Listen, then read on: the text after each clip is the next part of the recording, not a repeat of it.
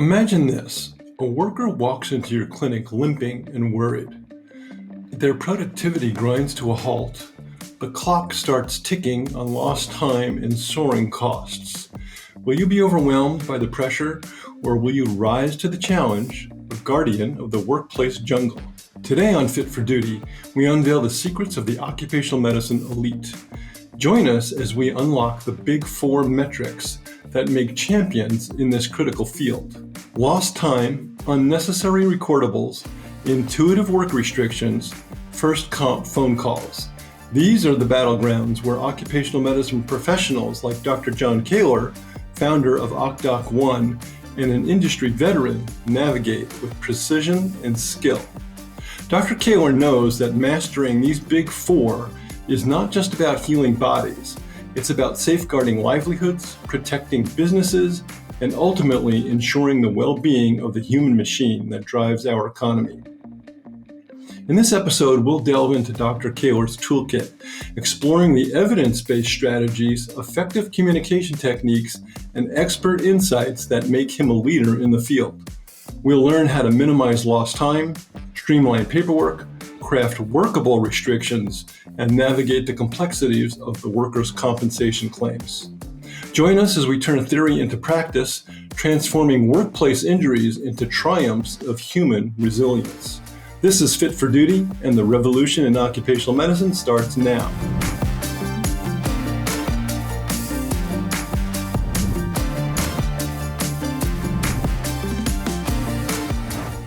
Today, we welcome a pioneer in the world of urgent care and occupational medicine, Dr. John Koehler.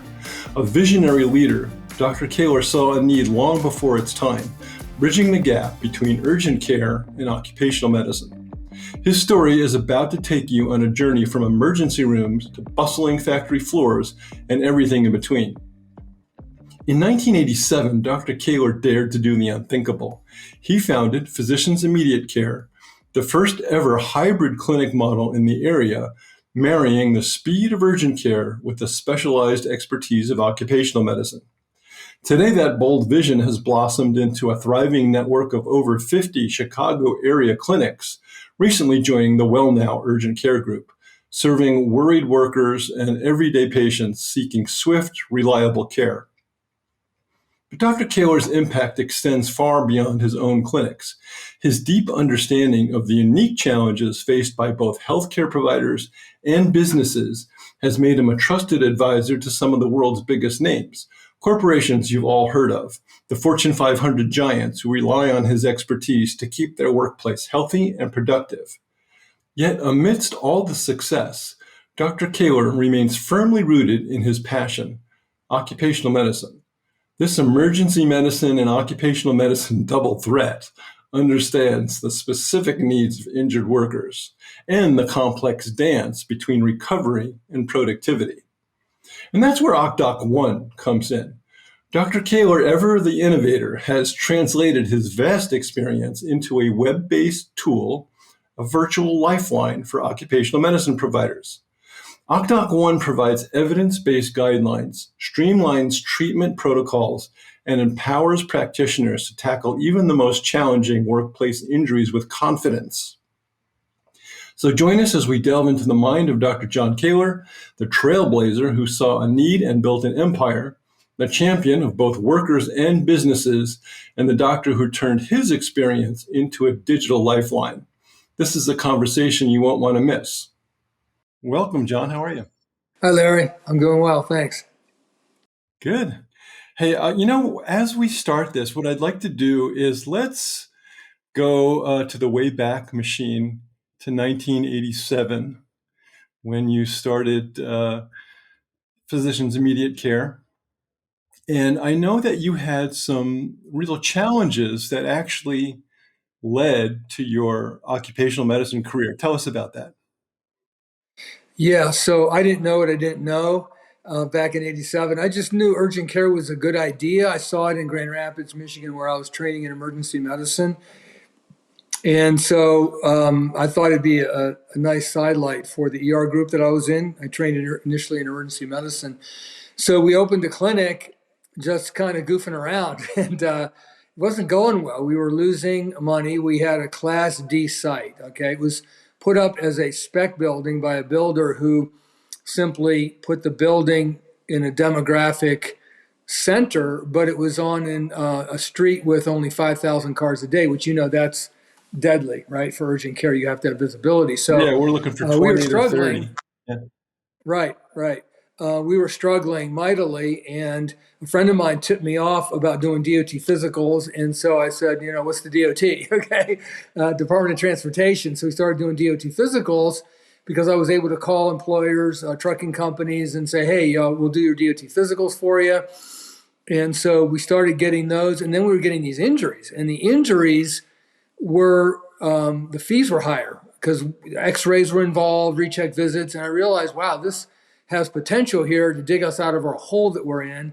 And so serendipity, the challenge of a very lousy location led to the development of the hybrid model, urgent care OccMed, which we were one of the first groups in the country to do that, which then parlayed into profitability and into the ability to have clinics in locations that were not pure urgent care locations. So we could do hybrid locations where we're near industrial parks, but we have some traffic and we get urgent care and we're at comp both. And it worked quite well for us. And so the challenge was that near fatal mistakes. And I've seen groups, unfortunately, there's a few fatal mistakes that you can make.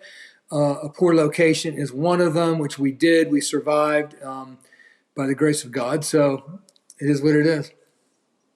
Yeah, yeah. And before we get into all the workers' comp and occupational medicine, just in general, what advice would you give other healthcare professionals who are looking to innovate in their own practice areas? Maybe they've got, similar situation where, gee, I went into this location, it didn't work out. How do you figure that out?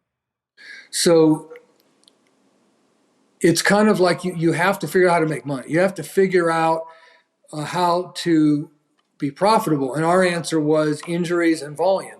So I don't know what others' answers could be. I mean, some are trying to weave in family practice, aesthetics, orthopedics, all kinds of weight loss, et cetera. So great, but the problem is you have to make money at it. So quote unquote, adding another service line could actually hurt you more than help you because if it sucks resources, you can't see the volume that's coming in efficiently because you're spending too much time on something else, which in my experience, it's just my experience, nothing against family practice, but my experience from observing a number of groups for all these years try to do family practice, they struggle with the turnaround time is so long. If you absolutely cannot spend 30 minutes in the room with the patient. You in an urgent care center, your fixed costs are too high. They're too high. Yeah, and I think, one of the things that I think you touched on is not only do you have to see if there's an opportunity, a market for certain services that you might, there's all sorts of things people are adding to urgent care practice, right? All sorts of sideline businesses. You've mentioned a bunch of them. You need to champion in the practice. Someone's got to really have a passion for doing it or it's just going to fall on its face. Yeah, absolutely. And you have to do your research. You have to do your research on the right coding and make sure what you're doing is legal and you're not going to get clawed back by BCBS or something for some algorithm for allergy testing, and they say this wasn't appropriate. We want to look at your algorithm. And if they say your algorithm isn't appropriate for doing allergy for testing these particular 200,000 patients or whatever, they could try to claw back on you for that revenue, or worse yet, run into the feds, so, which speaks to the pain management side of that whole equation for narcotics and stuff. Yeah. But, I would just say you have, and some advice I got, it was about probably maybe 15 years ago, 18 years ago, was, John, you need to work on your business, not in your business. And so at the time, we probably had maybe 18, 20 clinics. And I was working at all the new clinics. We had a new clinic. I would go work there and try to make sure that everything goes well. And, that's not scalable. You have to work on your business, not necessarily in your business if you're a doctor, So Homework. You got to do your homework. You got to study it. Learn from others. Go to conferences. Listen. Ask questions. I mean, you got to put the work in to survive, And so in my case, I put the work in on the ground. I pounded the pavement for work comp sales. I mean, I was out there selling. I had, I had as many as 14 appointments in one day. That's my highest. To go on site at company locations. I told them I'd be there. I don't know when, but I'll be there. I said, fine, because doctors never come visit us, so you're welcome to come anytime. That's so a real differentiator, right? When you go out. I mean, and well, it's the hand. They saw the hands-on commitment. They saw that I was truly interested, and I was willing to put the work in. I wasn't in like an ivory tower, doctor situation, where I wouldn't even talk to you. Because right now there's a lot of employers, they call to talk to the provider that's treating their work injury, and they don't let them. The nurses are the firewall, and the nurses say, no, the doctor's busy. Yeah. That's utterly unacceptable in workers' comp. Yeah, and we're going to jump into that. Absolutely. How has the landscape of workers' comp care changed since you founded Physicians Immediate Care back in '87? What are the bigger trends now? Dramatic. Okay, I'll start with kind of a slower moving one, which was safety.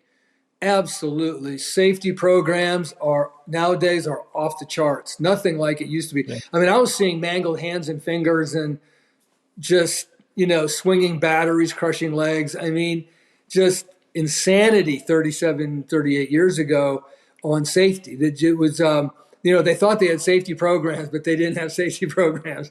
And so the number of severe injuries have absolutely plummeted. God bless. It's fantastic. Fatalities are way down.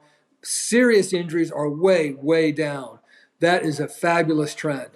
I would say the trend of urgent cares doing work comp is a trend. Urgent cares. Because when I started, it was orthopedic groups that did it. Orthopedics and a few hospital-based programs.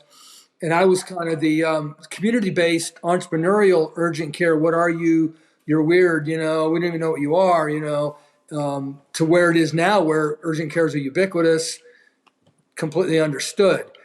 That's a trend. Another trend is the use of APPs as the predominant provider in center. Sure. Nothing new there, but I'll tell you what, dramatic. It's the most dramatic trend in all these years, and that trend is new. It's a 10-year trend. It's been going on for 10 years. It's going to start plateauing because you can't get more than 100% APPs in your clinic, right?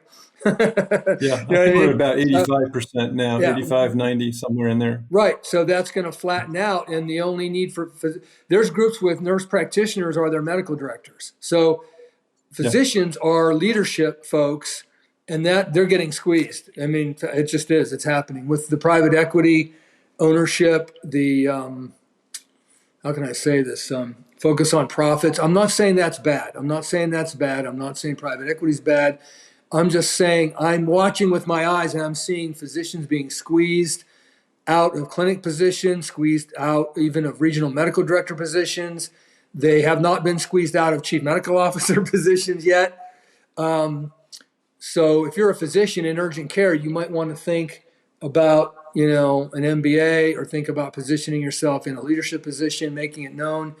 You want to lead providers, and you need to have leadership skills. You need to have the personality and motivation, the work ethic, the ability to take phone calls and lead, training. Oh my goodness, training, procedure training. You have to train them how to sew lacerations, do injections, treat eye injuries. I mean, if we don't do it, we lose it. And the medical leadership, the physician medical leadership, a number of them aren't interested in acuity of care. They're just interested in, having a job, and I'm not seeing the fire in the belly for procedures. Yeah. You have to do them to do true occupational medicine. You have to do them to be profitable. Your wage inflation is going to take over unless you figure this out. Yeah. And so let's get into some of that. Let's talk about the big four metrics. Let's dive into the big four metrics: lost time, unnecessary recordables, intuitive work restrictions, and first comp phone calls. Can you unpack each one of those and let us know why they're so critical for occupational medicine providers? Absolutely. This is kind of like distilled down 1,000 to 1 distillation down to what absolutely totally matters. If you will fail if you don't do this. That's how important these are. And this comes Yeah. from millions of visits, millions of patient visits, tens of thousands of clients. So lost time. Okay. Lost time is very expensive for employers. It changes your production ability.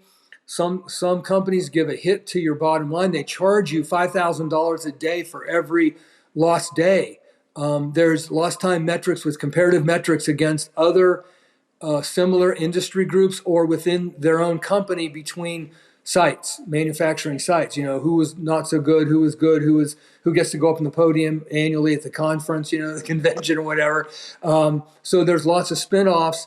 And face it, these safety directors, God bless them, they could make $80,000 to $100,000 a year. They may or may not have an undergraduate degree.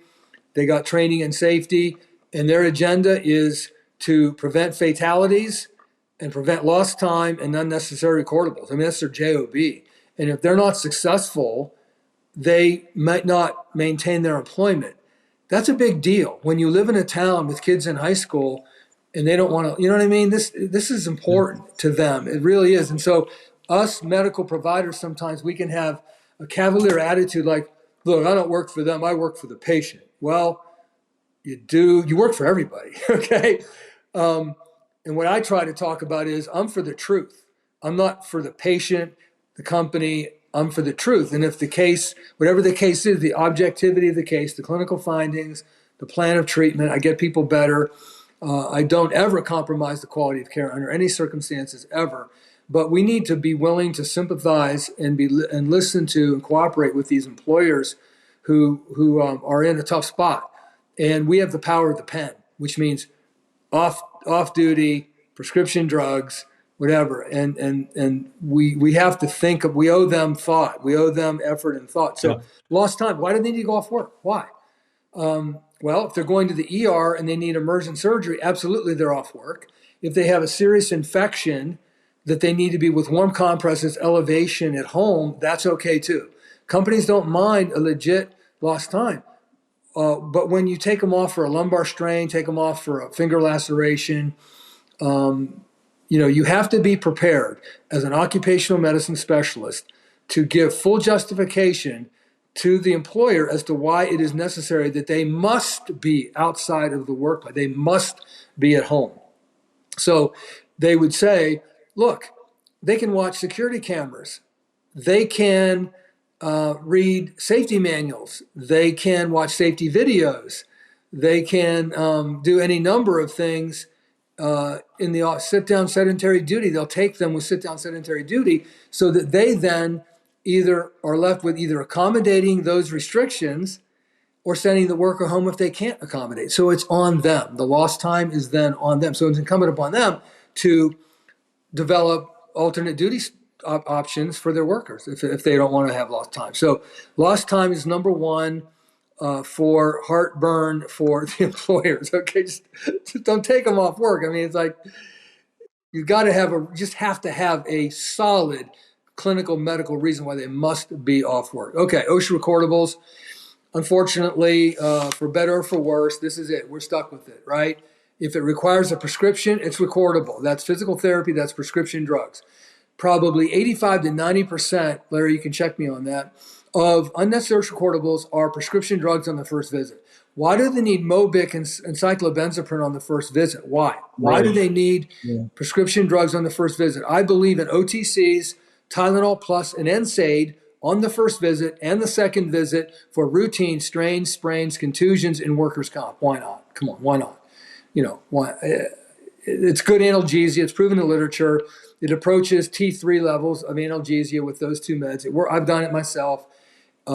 Thousands upon thousands, tens of thousands of bottles of that is dispensed in our clinics every year. Yeah. And the companies absolutely love it. And I can tell you, anybody who's listening to what I'm saying, if you can be successful on the big four, the companies will worship the ground you walk on and consider you a rock star. I don't care if you put shoulders back in or not, okay? They don't care if you put a shoulder back in. God bless if you do. It's fun, it's great, fabulous. but the big four is it. This is it. They will love you. They will worship the ground you walk on. Your program will grow. Your program can't be unsuccessful. You can't fail. It's impossible, almost impossible to fail. If you're really highly successful on the big four, you will be, the word of mouth with employers alone will get you business. They'll call you and say, hey, I heard from Joe at the conference.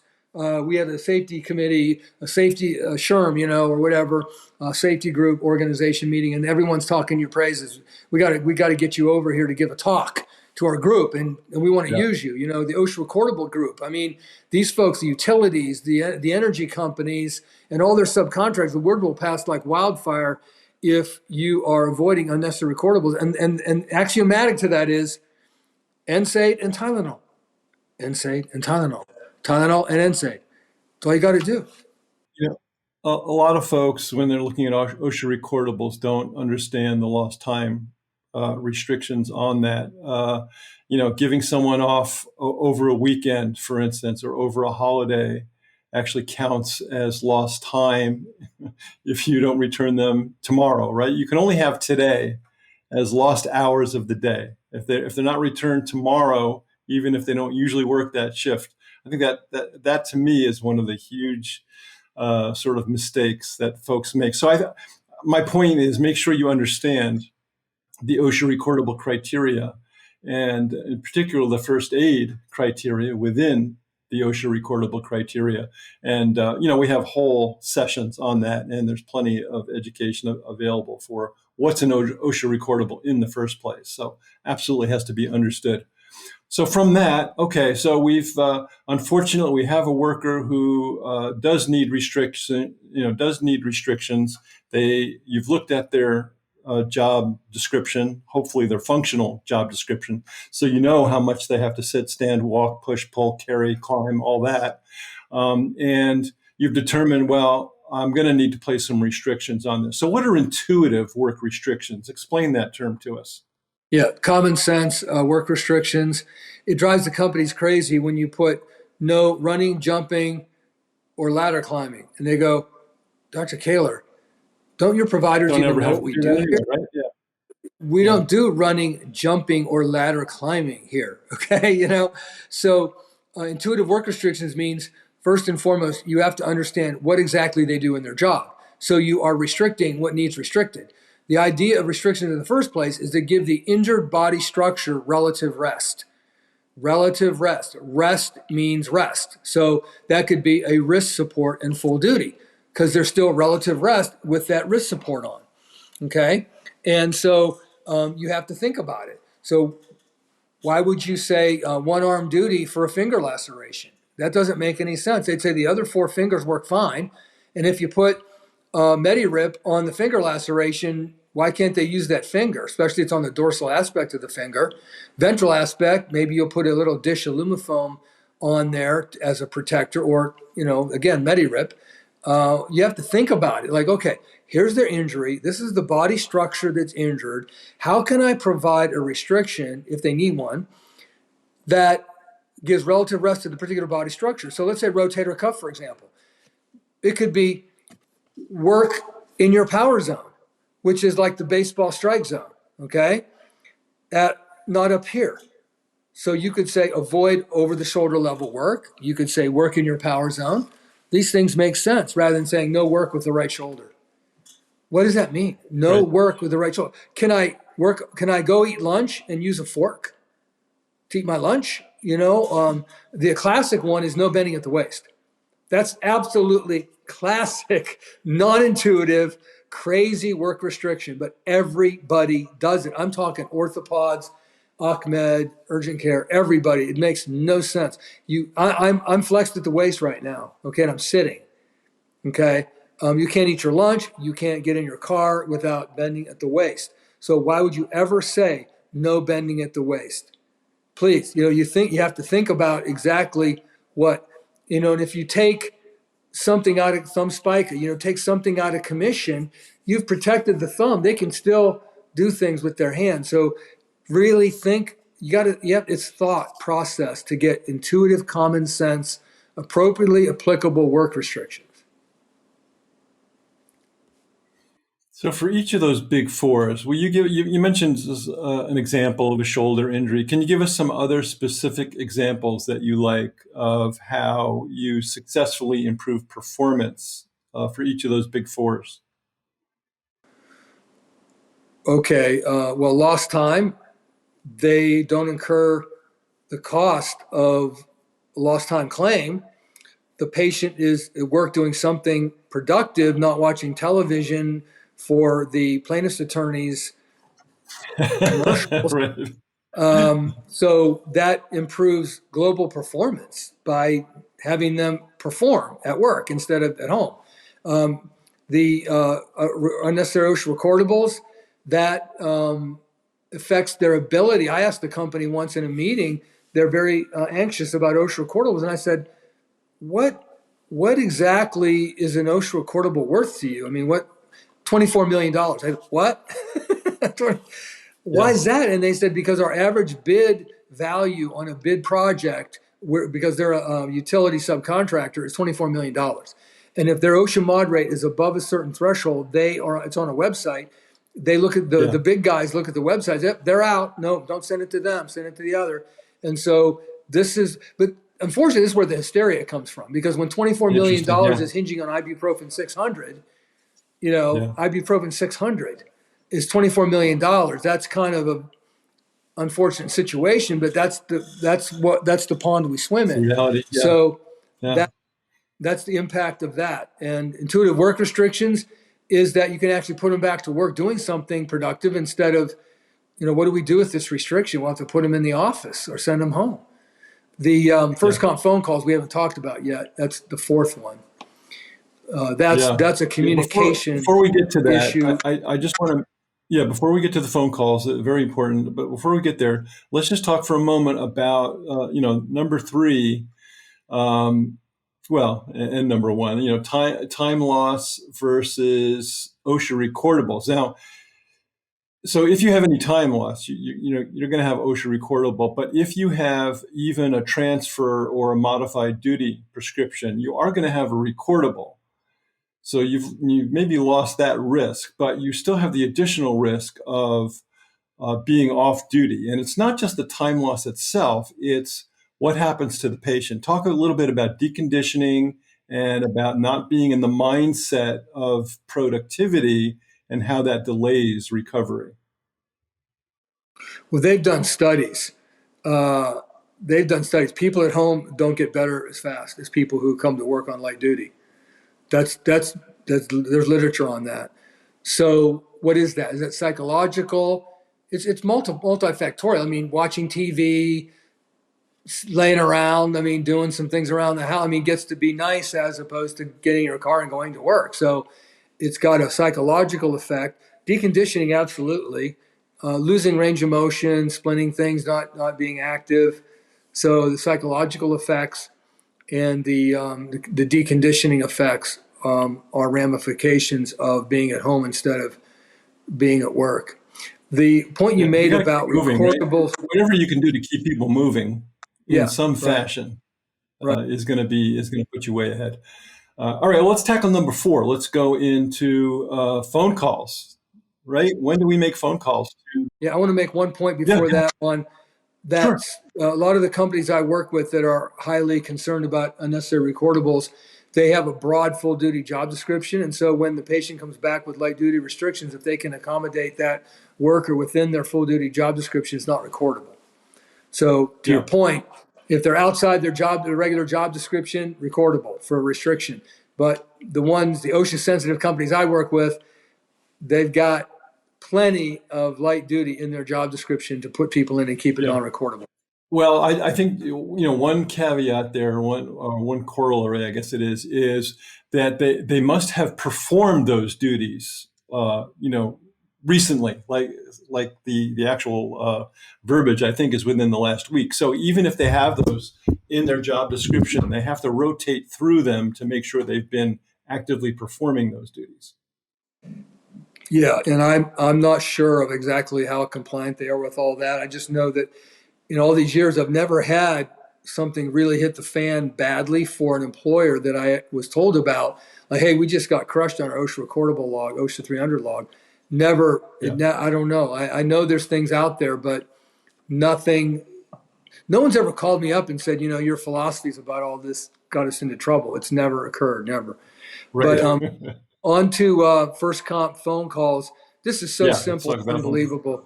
It It is really so is. sticky. It is so appreciated. They'll worship the ground you walk on. It's as simple as this, okay? Because they'll say, another phone call. I got to make another phone call. I don't have time to see the patients I am seeing. Well, it goes like this. Hey, Bill, I saw Joe today here at the clinic. He's got a lumbar spine strain. Our x-ray is negative. It's a routine strain. We're going to go and give him light duty at 25 pounds lifting limit, back support, Tylenol, naproxen, non-recordable. I'll see him back next Tuesday between the hours of 8 to 2. How's that? That's great. Thank you so much for Done. calling.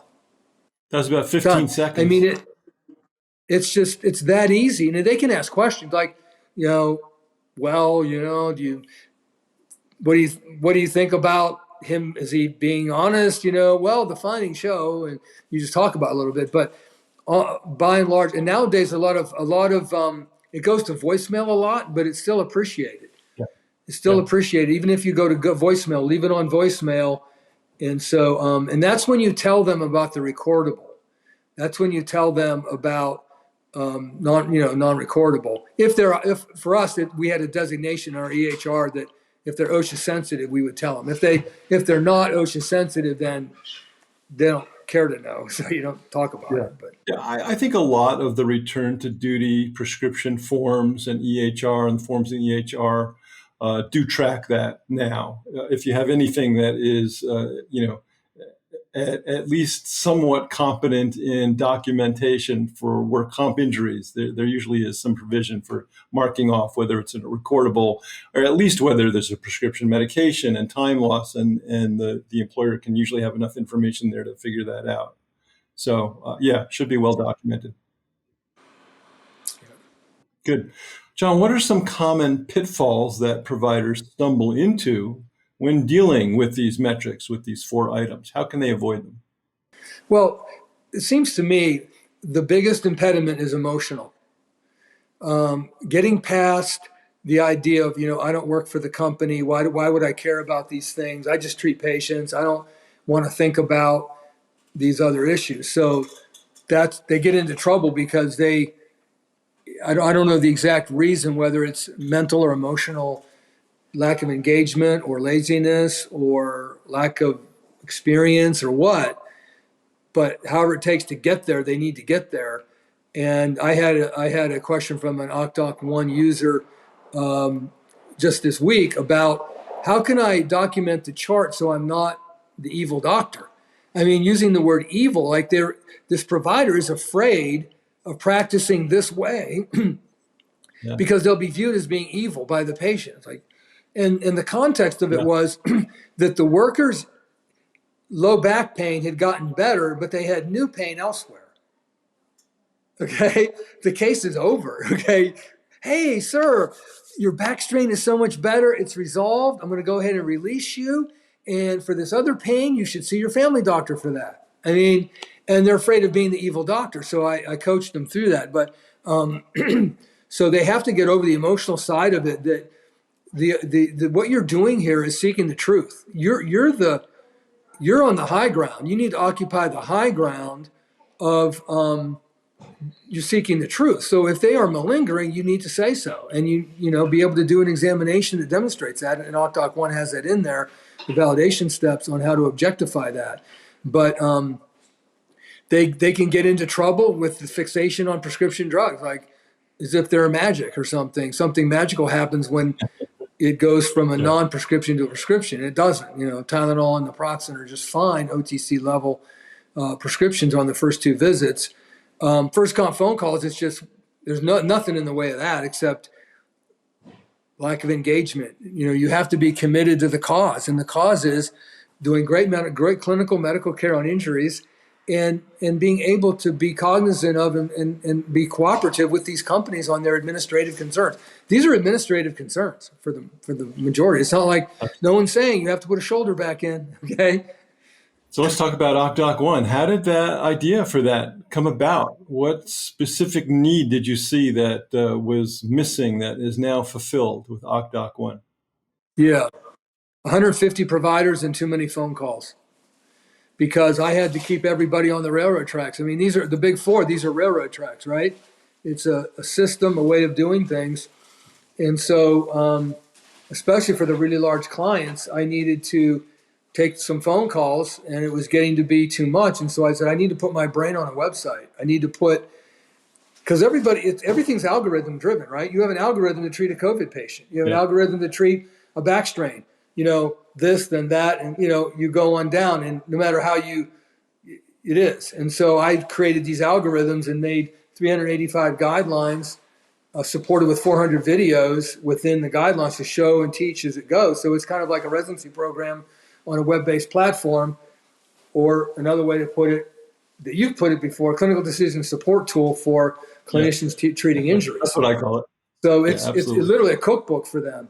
And that's not demeaning in any, it's not demeaning at all, because when you do a residency training program, if you did one, but the whole idea of a residency training program is you're working underneath people and you're presenting cases to them. So you're developing your algorithms, and you have to do case presentations, and then they critique your presentations and ask you questions. They're building algorithms, if this, then that. What about this and what about that? What makes you think about that? And so OccDocOne provides that algorithm for all these injuries. It's got all the medical legal danger points in it that you can't miss, right? The can't miss cases are in there. Yep. It's got all the training videos, onboarding and training for new providers. And it's got the mission critical videos and core training videos for all things occupational medicine. So I made it to scale myself and provide then all the clinics that want to be successful and work comp, because everybody's working for scale. I mean, it's all about scale. You can't, I was talking to a group the other day, and they go, oh yeah, we have two medical groups, or two medical directors, two doctors, or two medical directors. And we have 25 clinics. And I say, that's not workable to get where you want to get, because you have turnover, you have a lot of moving parts, one doctor, two doctors, you can't, it's really too hard to do all the onboarding training, keeping everybody on the railroad tracks is too much work, too many charts to review, to do it right, okay? To do it, part way, I guess, you could do it with anything. But I think that for me, it was a scalable tool, scaled myself across. And so the providers, they go right to the website first, get through that, had a question. They can call me then if they have a question as they go through. And these algorithms are my algorithms. Every decision point they would ever face, when to order an MRI, when to order PT, how to interpret an MRI, how to interpret a follow-up x-ray on a fracture, because I'm like, I don't know how to do fractures. Of course you don't, because if you never did it, so see one, do one, teach one. All the injection videos, see one, do one, teach one. You can do it. Yeah. Well, there's an instant ROI on OccDocOne, and there's a link in the show notes to get on OccDocOne. If you've never seen it, you got to have it for your OccMed practice, your urgent care practice. Hey, this has been the Big Four in occupational medicine for provider performance with our dear friend, Dr. John Koehler. Thanks so much for joining us. This is Fit for Duty. Thanks, John. And that wraps up this episode of Fit for Duty. Thanks for joining me today, everyone. I hope you found this conversation as engaging and informative as I did. As always, building healthier, happier workplaces starts with knowledge and collaboration. So if you enjoyed this episode, please consider subscribing to Fit for Duty wherever you listen to podcasts. That way, you'll never miss a beat when it comes to the latest trends, best practices, and inspiring stories in occupational health. Until next time, stay safe, stay well, and keep elevating workplace excellence.